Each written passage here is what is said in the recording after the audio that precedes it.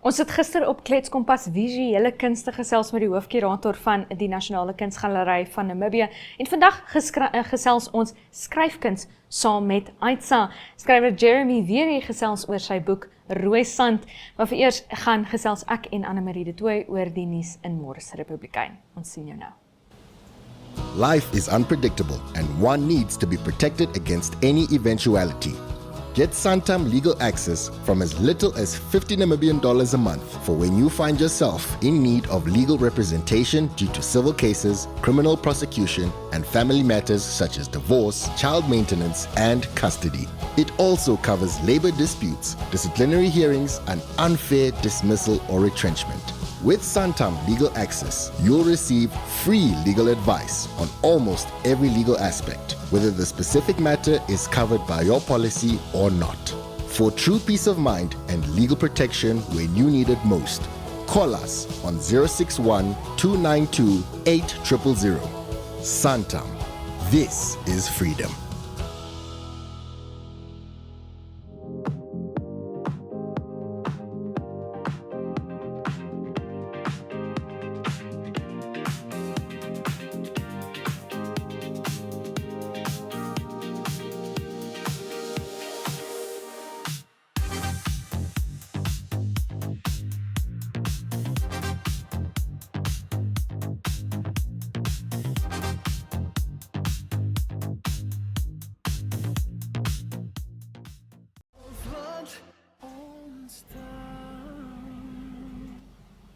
Annemarie de Tooy saam met my in die Kletskompas ateljee. Annemarie, hoe gaan dit? Dit gaan goed. Ek voel ons het lanklaas giggelgas gehad, man. Ons het lanklaas giggelgas gehad, dalk is die budget op NTV in die middel van die maand het hulle net besluit, Giggelgas vir ons twee is nou op. Dalk het ons net te veel daarvan gebruik.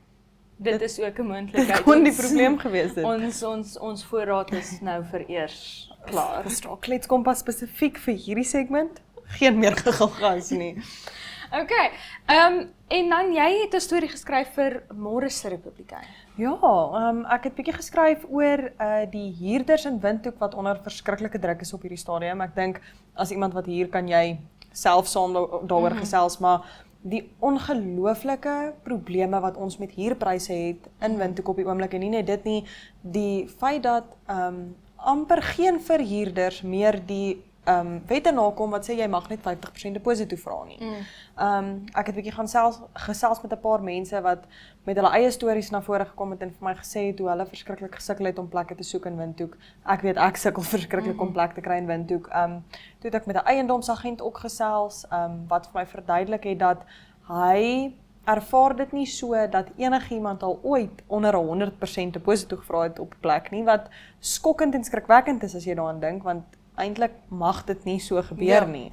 En ja, net 'n paar mense se stories en uitgereik natuurlik na die Housing Board, nog niks teruggehoor van hulle af nie, maar ek hoop nou maar dat hulle ook sal kan net 'n paar vrae beantwoord dat ons kan duidelikheid weergee aan die publiek, want ek dink ons almal is op daai stadium waar ons verskriklik moedeloos is, want daar is nie blyplek vir almal in Windhoek op hierdie stadium nie, veral nie bekostigbare blyplek nie. Ja, ek moet sê ek is ongelooflik bevoorreg en ek sê dit vir almal wat ek ontmoet.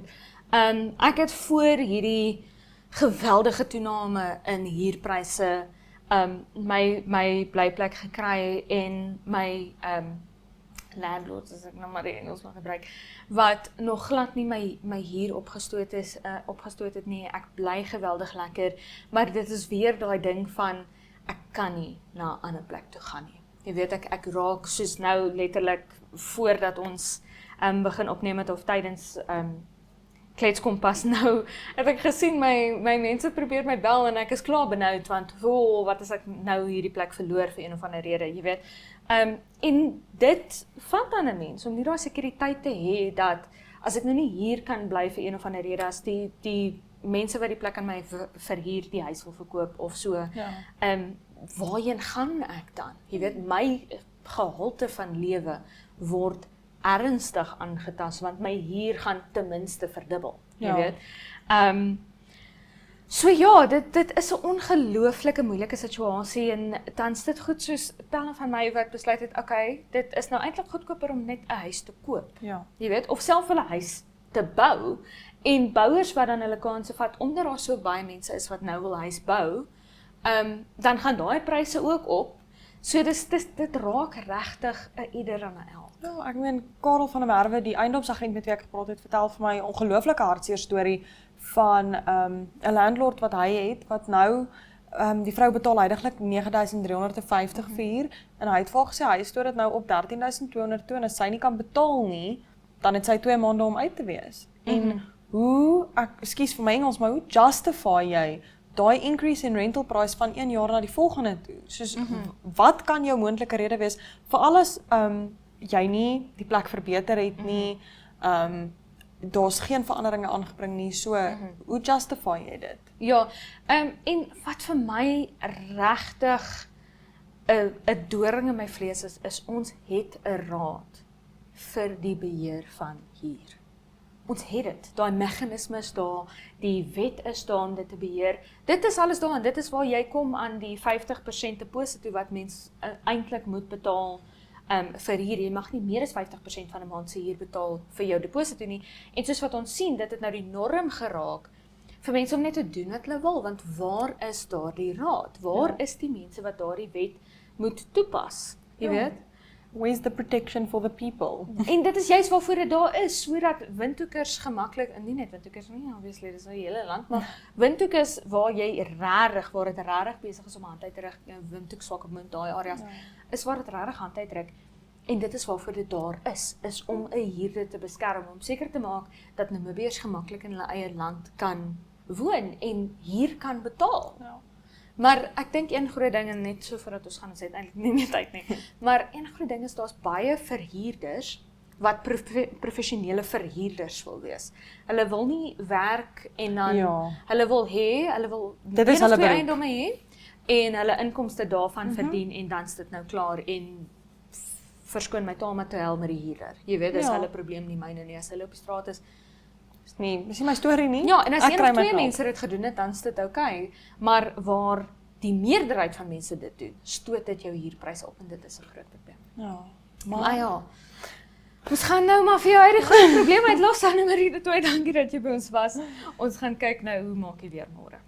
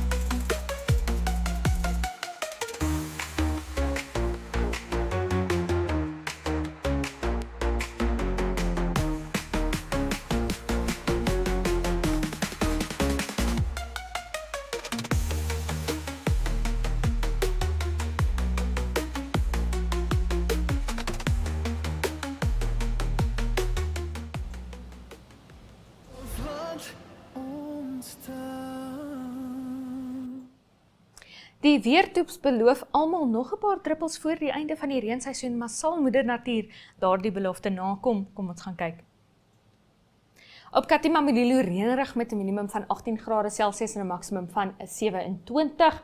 In Windhoek ook reënerig met 'n minimum van 18 grade Celsius en 'n maksimum van 29 en steeds reënerig op Oshakati met 'n minimum van 20 grade Celsius en 'n maksimum van 27. Op Swakopmund gedeeltelik bewolk met 'n minimum van 18 grade Celsius en maksimum van 19 grade Celsius. Sonnig op Arnhamsvlei met 'n minimum van 23 grade Celsius en 'n maksimum van 37 en gedeeltelik bewolk op Reebot met 'n minimum van 21 grade Celsius en 'n maksimum van 32.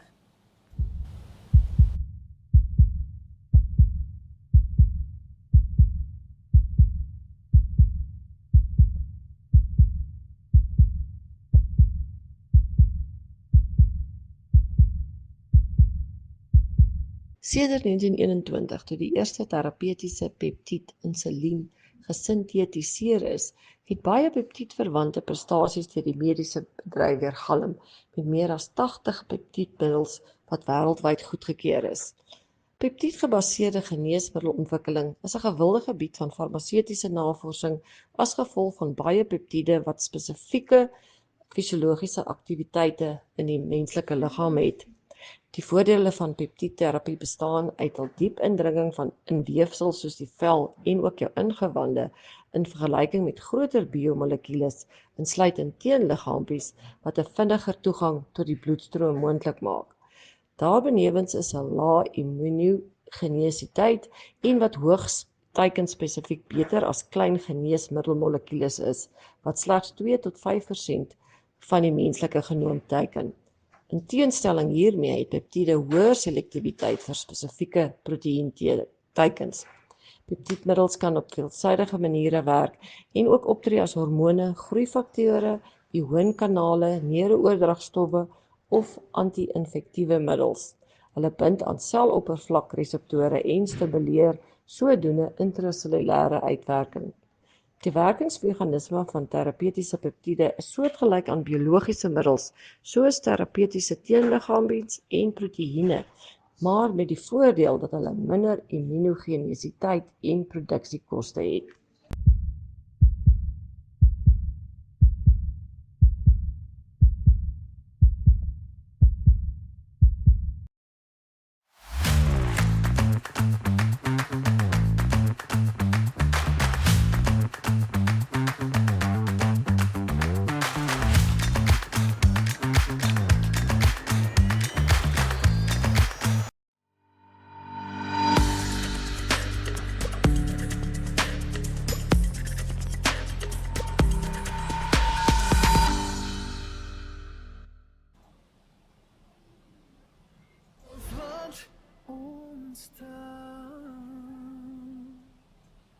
Ons gaan hoor nou by skrywer Jeremy Weary oor sy boek Rooi Sand. As jy nou Tiervlei ken van die vroeë jare 60, sal jy weet, ons het in 'n grysstrate gespeel. En dan was daar sekere wat ons genoem het sinkrale, né? Die tipe van 3 geslagte van 'n familie saamgebly het, ons ook gepraat van die Bastian kamp en die kamp. Nou ek is nog van die Weary kamp. En dan word daarbij het ek groot geword met 'n ouma, met alle ooms en 14 newe op 1 jaar en nog 4 niggies. En so het ons deur al die geslagte groot geword. Tot Tiervlei dan nou, ek sê altyd, die fase van het waar 'n geboude is. Nou, dit is nou die oorgang van sinkrale gebou. En daarvan het ons aan die Elsies rivier toegetrek, want daar was nou geboude is. So, die skiebase. So, dis my agtergrond. Ek is onderwyser. Ek het beide onderrig in Afrikaans en Engels as hoofvak. Nou, primêr Afrikaans is hier die noordelike voorstede bestaan, die Elsies rivier, as jy Engels onderrig het in Afrikaans. So dis nou maar hoe het is. Ek was ook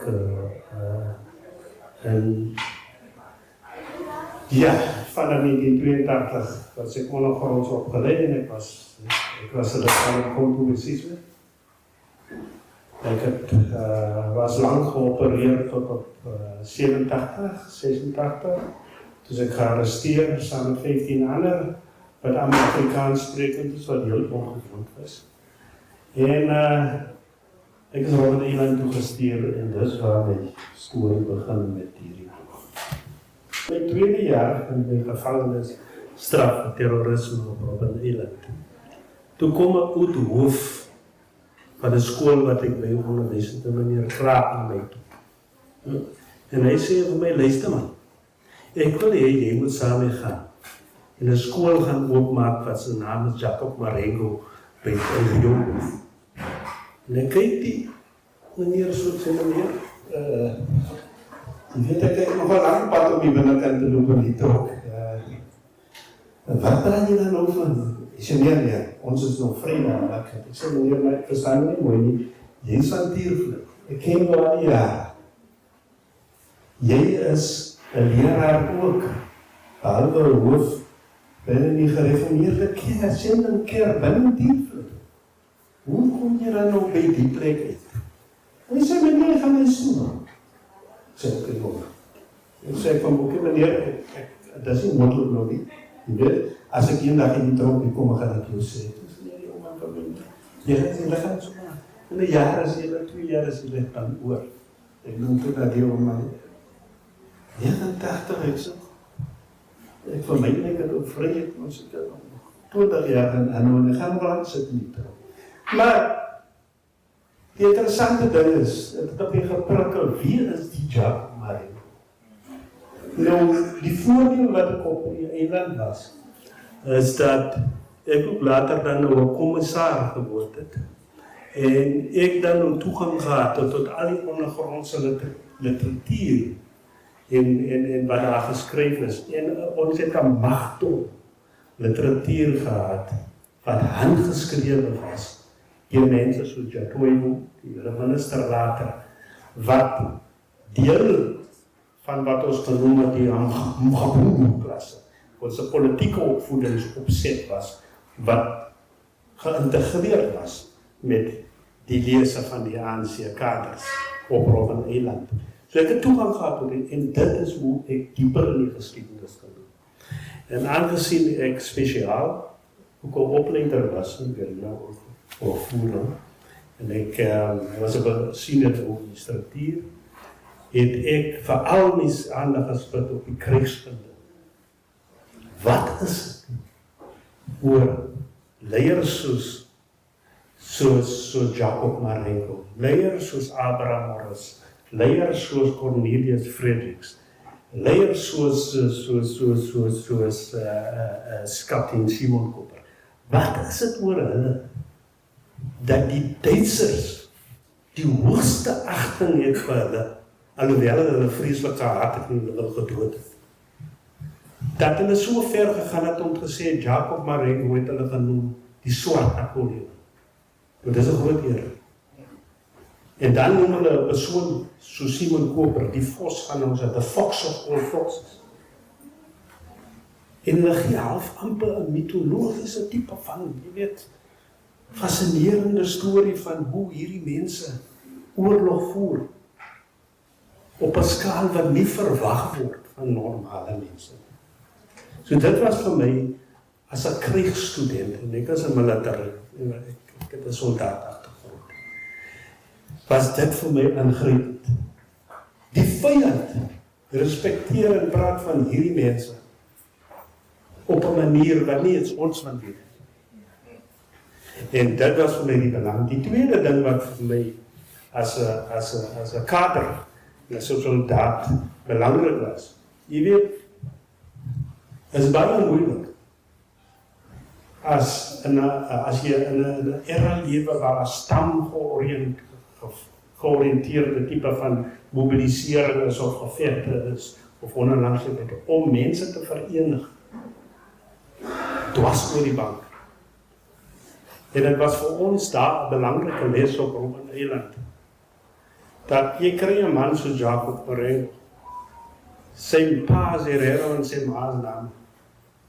Jy kry 'n man soos Abraham Morris, sy pa is 'n Skotse winkeleienaar van Warmbad en sy ma is naam. En hulle gaan en hulle mobiliseer, jy kry 'n mens soos Cornelius Fredericks, die van Botanies wat wegbeweeg vir 'n tyd van, hy kon 'n hoofman geword het op 'n tyd. Hy gee dit op om deel van 'n guerrilla mag te word, wat die vyand respekteer. En dit vir my was die storie.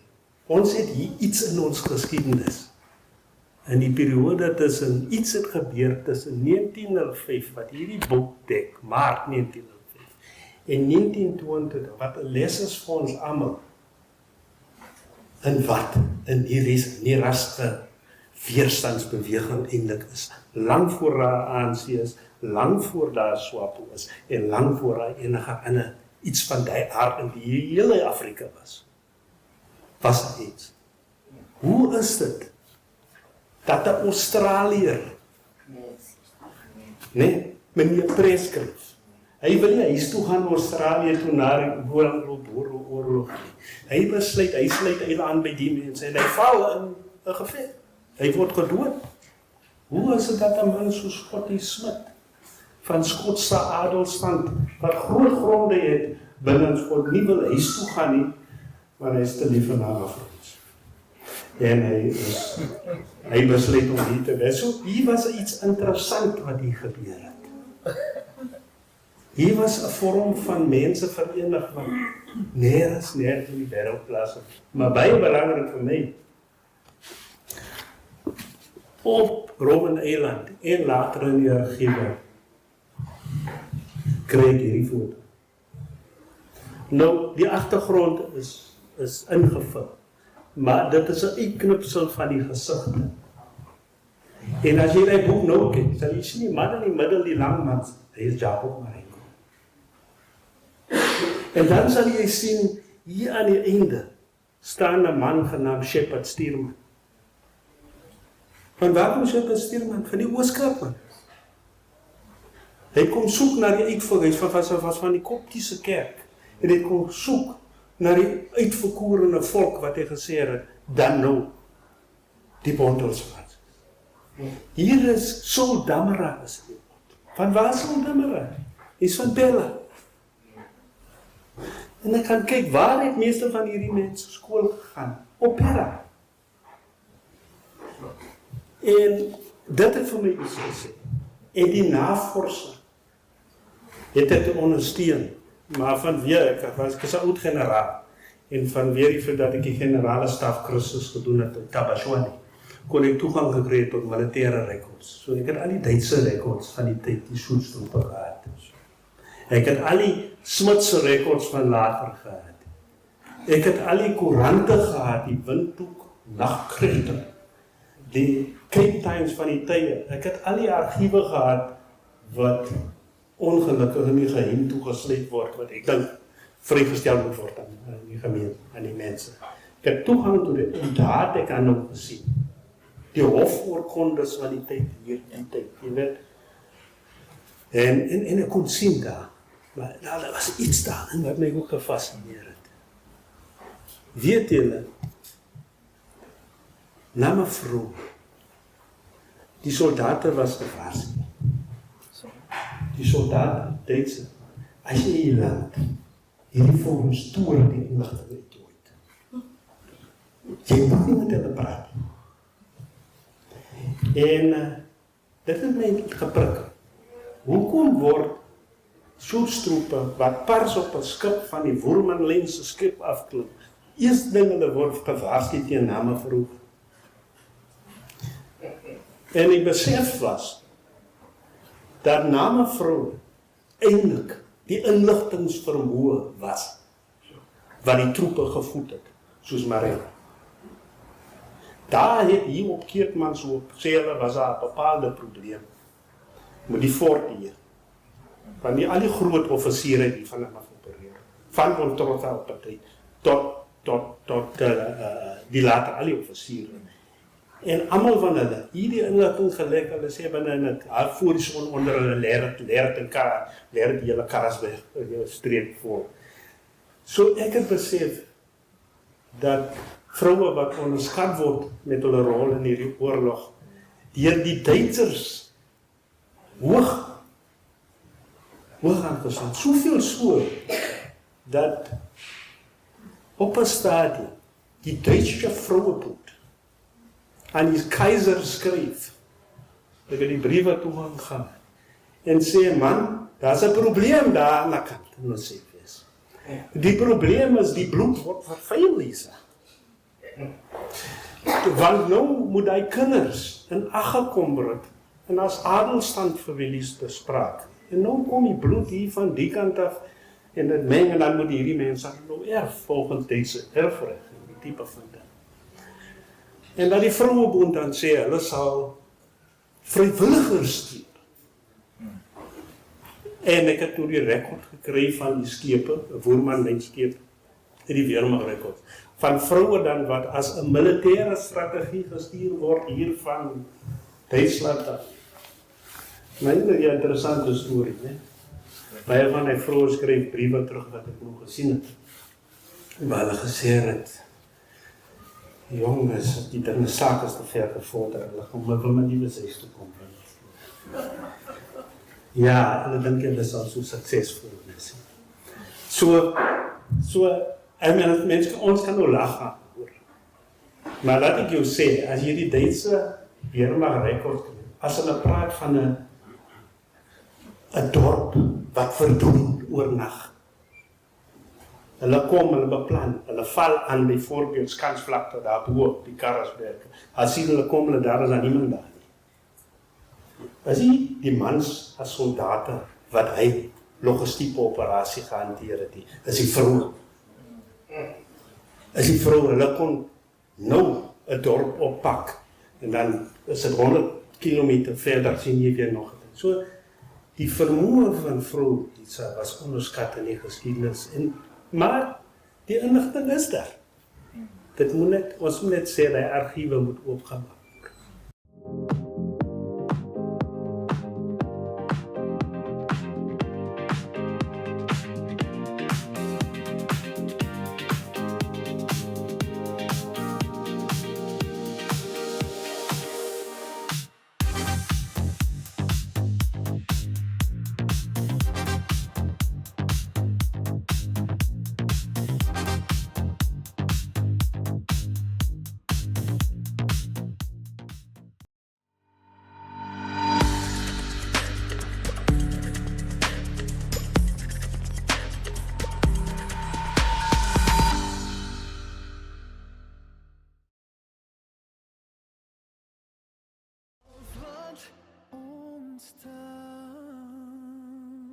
Daarmee die einde van vandag se episode van Klets Kompas. Baie dankie dat jy by ons aangesluit het.